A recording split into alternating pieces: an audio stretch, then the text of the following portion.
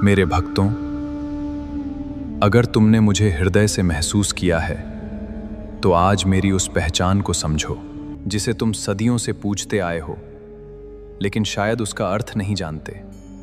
आखिर शिवलिंग का असली अर्थ क्या है?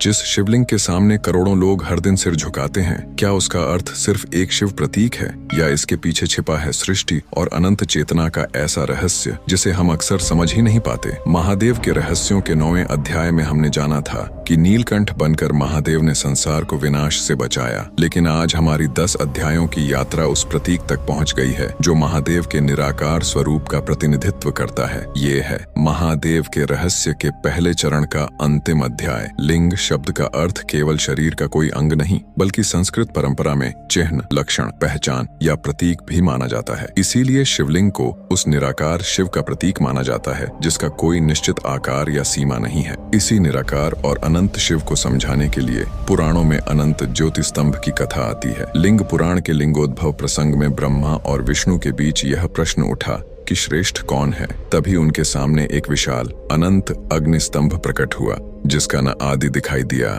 न अंत।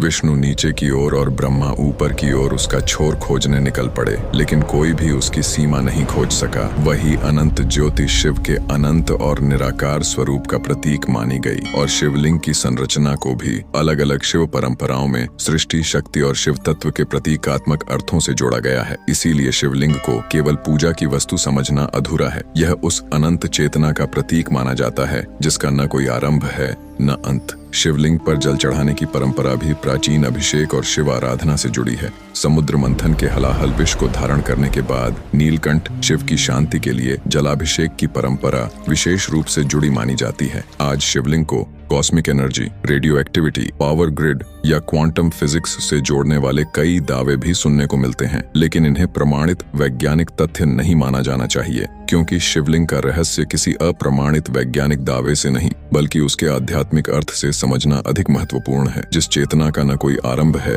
न अंत, उसे किसी एक आकार में सीमित नहीं किया जा सकता। इसीलिए शिवलिंग अनंत शिव तत्व का प्रतीक माना जाता है। तीसरी आंख से लेकर नाग, भस्म, चंद्रमा, गंगा, डमरू, त्रिशूल, रुद्राक्ष और नीलकंठ तक हमने महादेव के 10 रहस्यों को समझने की कोशिश की, लेकिन इन सभी प्रतीकों के पीछे एक ही संदेश था: शिव को केवल देखना नहीं, उन्हें समझना। और याद रखिए, महादेव के रहस्य अभी समाप्त नहीं हुए। यह था महादेव के रहस्य का पहला चरण। अगला चरण इससे भी गहरे रहस्यों के साथ लौटेगा। अगर आपने एपिसोड 1 से आज तक ये पूरी यात्रा हमारे साथ की है तो कमेंट में लिखिए हर हर महादेव। वीडियो पसंद आया हो तो लाइक करें, स्टोरी सिया को सब्सक्राइब करें, क्योंकि महादेव के रहस्य अभी बाकी हैं।